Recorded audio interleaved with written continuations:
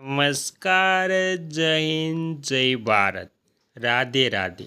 સ્વાગત છે તમારું આપણી YouTube channel government pension salary info ન્યૂઝમાં. તો આજે આપણે વાત કરવાના છીએ કે ગુજરાત રાજ્યના વિધવા બહેનો માટે નવો પરિપત્ર જાહેર થયો છે તેના વિશે, અને આ પરિપત્ર જાહેર થતાં તેનાથી મળતા ફાયદા અને લાભો વિશે. તો સહાયમાં થયો છે મોટો વધારો. તો વિગતવાર જાણીએ તો ગુજરાત સરકાર દ્વારા વિધવા બહેનો માટે ગંગા સ્વરૂપા આર્થિક સહાય યોજના અમલમાં છે.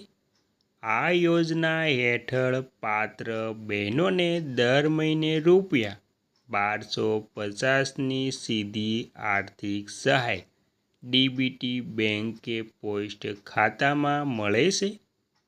બહેનોનું આત્મનિર્ભર બનવા, પશુપાલન અને તાલીમ જેવી વિવિધ યોજનાઓ દ્વારા રૂપિયા 33,600થી રૂપિયા 50,400 સુધીની સહાય આપવામાં આવે છે. અને ત્યારબાદ ગંગા સ્વરૂપા યોજના. નવી માહિતી અને મળતા લાભો. વિશે જાણીએ તો ગુજરાતમાં નિરાધાર અને વિધવા બહેનો સન્માનપૂર્વક જીવન જીવી શકે તે માટે મહિલા અને બાળ વિકાસ વિભાગ દ્વારા ગંગા સ્વરૂપા આર્થિક સહાય યોજના ચલાવવામાં આવે છે. ત્યારબાદ નવતર પરિપત્ર મુજબ યોજનાઓમાં ઘણા મહત્ત્વના સુધારા. તો માસિક પેન્શનની વાત કરીએ તો પાત્ર વિધવા બહેનોને દર મહિને રૂપિયા 1250ની સહાય સીધી બેંક ખાતામાં જમા થાય છે. વીમા રક્ષણ. પેન્શન મેળવતી બહેનોનું અકસ્માતે મૃત્યુ થાય છે તો વારસદારને ગુજરાત સામૂહિક જૂથ અકસ્માત વીમા યોજના હેઠળ રૂપિયા 1,00,000 મળવાપાત્ર થાય છે. ત્યારબાદ યોજનાના લાભ મેળવવા માટેની પાત્રતા. સરકારના પરિપત્ર મુજબ આ યોજનાનો લાભ મેળવવા માટે શરતો પૂરી કરવી પડશે. તેમાં ઉંમર મર્યાદા. અરજદાર બહેનોની ઉંમર 18 વર્ષ કે તેથી વધુ હોવી જોઈએ. પુત્રની ઉંમરની વાત કરીએ તો અગાઉ 21 વર્ષથી વધુ ઉંમરનો પુત્ર હોય તો સહાય બંધ થતી હતી. નવા પરિપત્ર મુજબ જો 21 વર્ષથી વધુ ઉંમરનો પુત્ર હોય પરંતુ તે શારીરિક રીતે અપંગ કે માનસિક અસ્થિર હોય તો પણ માતાને આ સહાય મળવાપાત્ર છે.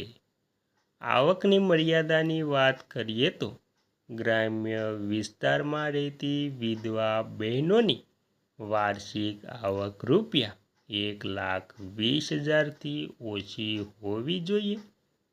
ત્યારબાદ શહેરી વિસ્તારમાં રહેતી બહેનોની વાર્ષિક આવક રૂપિયા 1,50,000થી ઓછી હોવી જોઈએ. ત્યારબાદ વાત કરીએ તો પુનઃલગ્ન. અરજદાર બહેનોને પુનઃલગ્ન એટલે કે બીજા લગ્ન કરેલા ન હોવા જોઈએ. અને ત્યારબાદ અરજી કરવા માટે જરૂરી દસ્તાવેજો.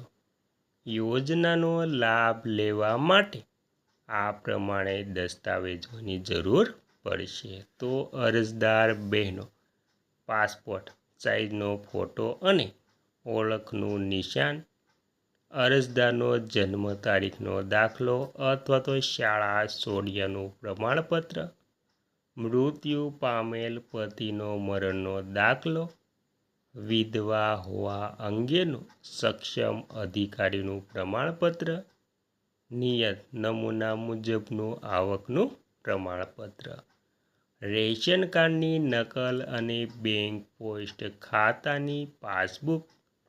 18થી 40 વર્ષની બહેનોએ તાલીમ અંગેનું બાંહેધરી પત્રક. અરજી કઈ રીતે કરવી? તો આ યોજનાનો લાભ લેવા માટે બહેનોએ સમાજ સુરક્ષા કચેરી અથવા તો જન સેવા કેન્દ્રનો સંપર્ક કરવાનો રહેશે. આ ઉપરાંત તમે ગ્રામ્ય વિસ્તારમાં વીસી કે ગ્રામ કેન્દ્ર પરથી ઓનલાઈન ફોર્મ પણ ભરી શકો છો. ફોર્મની માહિતી ચકાસ્યા બાદ કુલ 60 દિવસની અંદર સહાય મંજૂર કરવામાં આવે છે.